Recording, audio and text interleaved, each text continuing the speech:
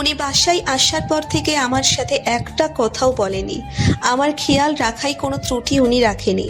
যখন যেটা দরকার সেটা হাতের কাছে এগিয়ে দিচ্ছেন, সময় মতো খাবার খাইয়ে দিচ্ছেন, কিন্তু সমস্তটা করছেন নিঃশব্দে, মুখ দিয়ে টো শব্দও করছেন না। আমি ওনার সাথে কথা বলার আপ্রাণ চেষ্টা করছি, কিন্তু উনি ওনার সিদ্ধান্তে অটল, আমার সাথে কথা বলবেন না। উনি আমাকে মেডিসিন খাওয়াতে আসলে আমি ওনার হাত ধরে টান দিয়ে আমার উপরে ফেলে দিই।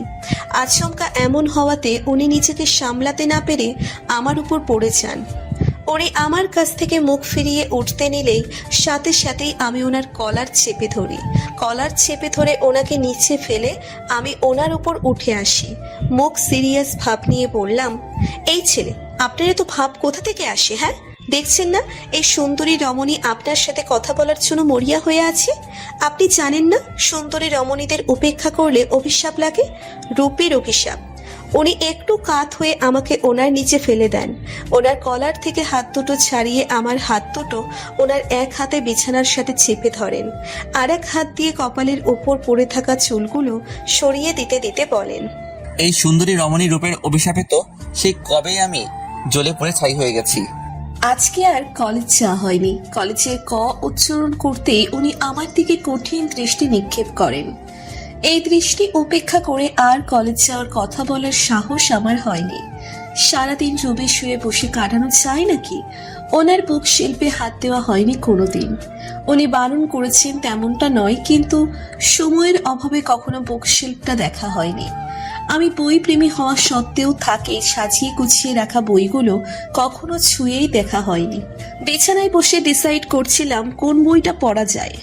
এখানের বেশিরভাগ বই মেডিকেলের বই, সায়েন্স ফিকশন, পৃথিবীর বিখ্যাত অমর মনীষীদের আত্মজীবনী আর বিজ্ঞান ভিত্তিক বই।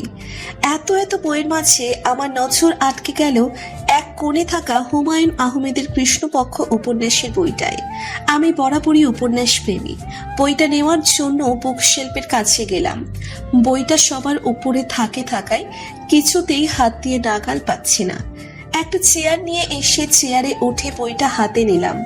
বইটা হাতে নেওয়ার পরপরই কেমন যেন একটা প্রশান্তি অনুভব হচ্ছে। এই উপন্যাসটা পড়ার ইচ্ছে আমার অনেক দিনের, কিন্তু আম্মুর জন্য পড়া হয়ে ওঠেনি। ব্যালকনিতে রাখা ডিভানে আরামসে শুয়ে পড়লাম। বইটা ওপেন করতেই বইয়ের ভিতর থেকে কিছু কাগজ বেরিয়ে এলো। কাগজ বললে ভুল হবে, ছবির মতো লাগছে। কৌতূহল বশত ছবিগুলো হাতে নিলাম। ছবিগুলো আমার চক্ষু গোচর হওয়া মাত্রই দুনিয়া অন্ধকার হয়ে এলো। চোখ দুটো অশ্রুতে টইটুম্বুর হয়ে ঝাপসা হয়ে আসছে। চোখ দুটো ভীষণ জ্বালা করছে, মাথা ভন ভন করছে। একটা মেয়ের সাথে রুদ্রের কিছু হাস্য উজ্জ্বল ছবি। জানি মেয়েটা রুদ্রের প্রাক্তন প্রেমিকা অরিয়াপু। অরিয়াপু দেখতে মাশাআল্লাহ। ওনার রূপের প্রশংসা যতই করি ততই কম হবে। এই জন্যই হয়তো রুদ্র অরিয়াপুর প্রেমে পাগল ছিল। অরিয়াপু যতই রুদ্রের প্রাক্তন হোক না কেন, আমি তো রুদ্রের সাথে ওনাকে মানতে পারছি না। আমি ব্যতীত অন্য কাউকে আমি রুদ্রের পাশে কল্পনাও করতে পারি না। আমি বরাবরই নিজের জিনিস নিয়ে পসেসিভ, যা আমার তা আমারই। তার দিকে কারো নজর আমি সহ্য করতে পারি না। আর যদি সেটা হয় আমার প্রিয় জিনিস, তাহলে সেটার দিকে কেউ চোখ তুলে তাকালেও আমি সহ্য করতে পারি না। এই মুহূর্তে রুদ্রের পাশে আমি অরিয়াপুকে সহ্য করতে পারছি না। তাদের এই ক্লোজ ছবিগুলো আমার অন্তর চালিয়ে পুড়িয়ে ছাই করে দিচ্ছে। বুকের ভিতর দাউ দাউ করে আগুন জ্বলছে। সেই আগুনে সবকিছু আমার চালিয়ে পুড়িয়ে ছাই করে দিতে ইচ্ছে করছে। একটা লাইটার নিয়ে এসে এক এক করে ছবিগুলো জ্বালিয়ে দিতে লাগলাম। দাউ দাউ করে আগুন জ্বলছে। সেই আগুনে পড়ছে রুদ্র আর অরিয়াপুর ভালোবাসাময় স্মৃতিগুলো। সেই সাথে পৈশাচিক আনন্দ হচ্ছে আমার।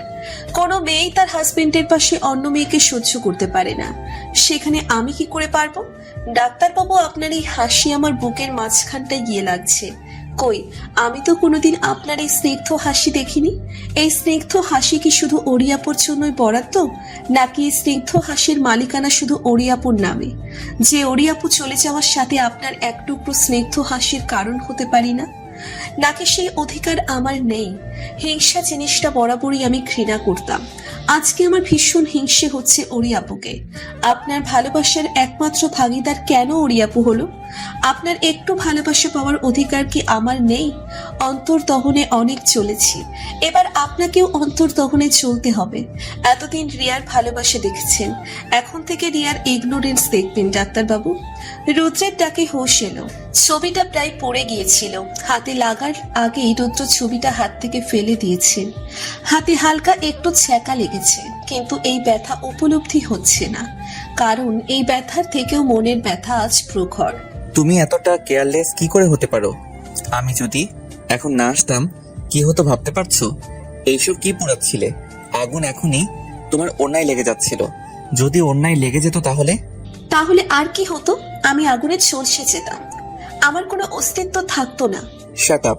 আর একটা কথাও বলবে না। মৃত্যুকে তুমি হেলাফেলা মনে করো? হাত দেখি, দাও। দেখতে হবে না। উনি আমার কথা শুনলেন না, জোর করে হাত টেনে নিলেন। হাত লাল হয়ে গেছে। হাতের কি অবস্থা করেছো দেখতে পাচ্ছ? আসো, ওয়েনমেন্ট লাগিয়ে দেই। আমি ছাড়া মেরে ওনার কাছ থেকে নিজের হাতটা ছাড়িয়ে নিলাম। লাগবে না অয়েনমেন্ট, আমারটা আমি বুঝে নিব। আমি নিজের খেয়াল রাখতে জানি, আপনাকে আমাকে নিয়ে এত ভাবতে হবে না। কথাগুলো বলে একদণ্ড ওনার সামনে দাঁড়ালাম। সোজা রুম থেকে বেরিয়ে এলাম। আমি ওনার সাথে তো এমন বিহেভ করতে চাইনি। হুট করে আমার কি হলো আমি নিজেও বুঝতে পারলাম না। আজকে উনি হসপিটাল থেকে অনেক আগেই এসেছেন, হয়তো আমার জন্যই। সারাদিন ওনার আশেপাশে যাইনি, ওনার সাথে টু শব্দও করিনি। উনি অবশ্য আমার সাথে কথা বলার চেষ্টা করেছেন, কিন্তু আমি পাত্তা দিইনি। ডিনার করার পর পাক্কা 2 ঘন্টা ড্রয়িং রুমে বসে টিভি দেখেছি। অবশ্য ডিনার করার সময় উনি আমাকে প্রচুর জ্বালিয়েছেন। আমি ওনার বিপরীতমুখী করে বসায় বারবার পা দিয়ে খোঁচাচ্ছিলেন। 2 ঘন্টা পর মামুনি এসে টিভি অফ করে দেয়, আমাকে বকাঝকা দিয়ে রুমে পাঠিয়ে দিল। রুমে এসে দেখে উনি বিছানায় আধশোয়া হয়ে ল্যাপটপ নিয়ে কাজ করছেন। আমি ওনাকে না দেখার ভান করে ওয়াশরুমে চলে গেলাম। ওয়াশরুম থেকে এসে ওনার সামনে ঘুরঘুর করছি, কিন্তু উনি একবারের জন্যেও আমার দিকে তাকালেন না। আমার রাগ হলো, ভীষণ রাগ। আমি ঠাস করে রুমের লাইট অফ করে দিলাম। উনিও সাথে সাথেই ল্যাপটপটা অফ করে বেডসাইড টেবিলে রেখে দিলেন। আমি বিছানায় শুতে গেলেই উনি আমার হাত টেনে ধরেন। হাত ছাড়ানোর চেষ্টা করতেই উনি ধমক দিয়ে বলে ওঠেন, একদম না, একদম হাত ছাড়ানোর চেষ্টা করবে না। সারাদিন ধরে তোমার অনেক ভাব দেখেছি। উনি একবার বাম দিকে তাকালেন, তারপর আমার 2 গালে ওনার 2 হাত রেখে শান্ত স্বরে জিজ্ঞেস করেন, কি হয়েছে? এমন করছো কেন? আমি আবার ওনার কাছ থেকে দূরে যাওয়ার চেষ্টা করতেই উনি এক হাত দিয়ে আমার কোমর চেপে ধরেন, আমাকে নিজের সাথে চেপে ধরেন। একদম দূরে যাওয়ার চেষ্টা করবে না। সারাদিন অনেক দূরে দূরে থেকেছো, এখন সময় কাছাকাছি থাকার। বাই এনি চান্স তুমি আমার কাছে থাকার জন্য এরকম করছো না তো? আই মিন, তুমি দূরে যাওয়ার চেষ্টা করবে আর আমি তোমাকে কাছে টেনে নিব? আমি নাক ফুলিয়ে ওনার দিকে তাকাই। আমার নাক ফুলানো দেখে উনি হেসে দিলেন। কুল কুল, এত রাগার কিছু হয়নি। আমি তো জাস্ট মজা করছিলাম। রাগলে কিন্তু তোমাকে মন্দ লাগে না। এই ধরো রাগলে তোমার নাকটা লাল হয়ে যায়। ছাড়ুন তো আপনি আমাকে। একদম ছাড়বো না। পারলে তুমি নিজেকে ছাড়িয়ে নাও। কি হয়েছে তোমার? বলবে না আমায়? কেউ কিছু বলেছে তোমায়? তুমি কি কোনো কারণে আমার উপর রেগে আছো? আমি নিজেকে সামলাতে ব্যর্থ হলাম।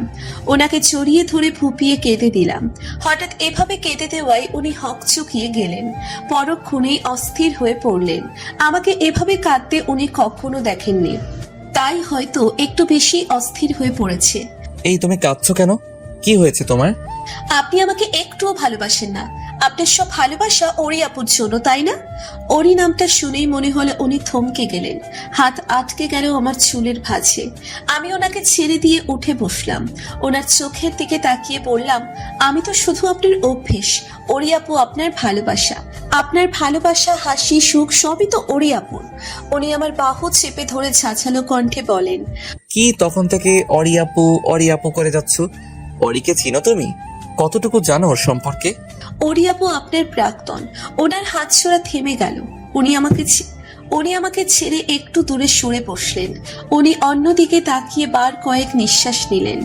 আমার দিকে না তাকিয়েই আমাকে জিজ্ঞেস করলেন, এসব তুমি জানলে কি করে? তোমাকে অরির কথা কে বলেছে? আপনি আজও আমাকে কিছু বলবেন না? প্রত্যেকবার আপনি খুব সূক্ষ্মভাবে প্রশ্নটা এড়িয়ে যান। আমি আর এসব মানতে পারছি না। আজ আপনি সব আমাকে বলবেন, না হলে সত্যি সত্যি আমি এই বাসা ছেড়ে চলে যাব। আমার আর অরির পরিচয়টা হয়েছিল কলেজে পড়াকালীন। পরিচয় বললে ভুল হবে, ও নিজে এসে শুধু আমার পরিচয় জেনে নিয়েছিল। আমি ওর সম্পর্কে কিছু জিজ্ঞেস করি নাই, ইনফ্যাক্ট নামটা পর্যন্ত জিজ্ঞেস করি নাই। হুট করে আমি কারোর সাথে মিশে যেতে পারি না, অপরিচিত কারোর সাথে কথা বলতেও আমার ভালো লাগে না। অরির সাথে মিশার বা ওর পরিচয় জানার কোনো ইচ্ছে অথবা প্রয়োজন আমার ছিল না, কারণ আমাদের একটা ফ্রেন্ড সার্কেল ছিল। আমাদের ফ্রেন্ড সার্কেল মোট 5 জনের। রোনা আর ইলানকে তো চিনোই, আরো 2 জন আছে, তারা দেশের বাইরে থাকে। আমি বরাবরই পড়াশোনা নিয়ে সিরিয়াস ছিলাম। প্রয়োজন বাদে আমাদের ফ্রেন্ড সার্কেলের বাইরের কারোর সাথে আমি কথা বলতাম না। আমি ক্লাসে কখনো আমাদের ফ্রেন্ড সার্কেলের কারোর সাথে বসতাম না, কারণ ফ্রেন্ডরা একসাথে বসলে কথা হবেই, এটা স্বাভাবিক। কথা না হলে সেটা অস্বাভাবিক। আর ক্লাস চলাকালীন কেউ আমাকে ডিস্টার্ব করুক, সেটা আমার পছন্দ ছিল না। আমার অপছন্দের কাজটাই অরি করত। আমাকে ক্লাসে অরি বরাবরই ডিস্টার্ব করত, প্রচন্ড ডিস্টার্ব করত। বিরক্ত হয়ে স্যারকে বিচার দিতে গিয়েও দিতাম না, কারণ একটা মেয়ে আমাকে ডিস্টার্ব করে, ব্যাপারটা হাস্যকর। একদিন আমি কড়াকড়িভাবে নিষেধ করে দেই আমাকে যেন ক্লাসে বিরক্ত না করে। ক্লাসে বিরক্ত করা ছেড়ে দিলে নতুন ওয়েতে আমাকে বিরক্ত করা শুরু করে। কলেজ শেষে আমি লাইব্রেরিতে বসে বই পড়তাম। আমার ওই 2 বন্ধু হোস্টেলে থাকতো, তাই তারা কলেজ ছুটি হওয়ার পরপরই চলে যেত, কারণ সময় মতো না গেলে খাবার পাবে না। রুনা আর ইলান যেত ঘুরতে, তাই আমি একাই লাইব্রেরিতে বসে বই পড়তাম।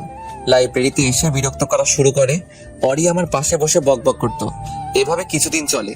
ও একা একাই কথা বলতো, আমি কখনো অরির কথার প্রতি উত্তর করতাম না। প্রথম কিছুদিন ভীষণ বিরক্ত হতাম, বিরক্তি প্রকাশও করতাম, কিন্তু ও আমার বিরক্তিটাকে পাত্তা দিত না। আস্তে আস্তে ওর বকবক করাটা আমার ভালো লাগতে শুরু করে। ওর বকবক শোনা আমার রোজকার রুটিন হয়ে গিয়েছিল। হুট করে ও একদিন আমাকে প্রপোজ করে বসে। উনি একটা দীর্ঘশ্বাস ছাড়লেন। আমি অধীর আগ্রহে অপেক্ষা করতে লাগলাম ওনার পরবর্তী কথাগুলো শোনার জন্য। উনি কিছু বলছেন না দেখে অধৈর্য হয়ে আমি বলে উঠলাম, কি হলো, চুপ করে গেলেন কেন? এরপর কি হলো সেটা বলুন। আপনি কি ওরিয়াপুর প্রপোজাল অ্যাকসেপ্ট করেছিলেন? কথাটা বলার পর আমি বুঝতে পারলাম আমি কতটা বোকামি করেছি। প্রপোজাল অ্যাকসেপ্ট না করলে প্রাক্তন প্রেমিকা কিভাবে হবে? আসলে আমি বিখ্যাত আবাল, তাই তো আবাল মার্কা প্রশ্ন করি। উনি আমার দিকে মৃদু হেসে বলেন, সহ্য করতে পারবে পরের কথাগুলো? কষ্ট হবে না তোমার? কেন পুরনো ঘটনা ঘেটে নিজের কষ্ট বাড়াতে চাইছো? প্লিজ আপনি বলুন। সবটা না জানলে আমার কষ্ট বাড়বে বই কমবে না। এখন যদি না জানি তাহলে আক্ষেপ থেকে যাবে। রোজ আমি একটু একটু করে জ্বলবো। রোজ রোজ চলার থেকে একেবারে চলা ভালো না? উনি একটা লম্বা শ্বাস ফেলে বললেন, তুমি বড্ড জেদি, যেটা করবে বলে ঠিক করো, ঠিক সেটাই করো। ও আমাকে প্রপোজ করেছিল সবার সামনে ক্যান্টিনে, তাই ওকে রিজেক্ট করতে পারিনি।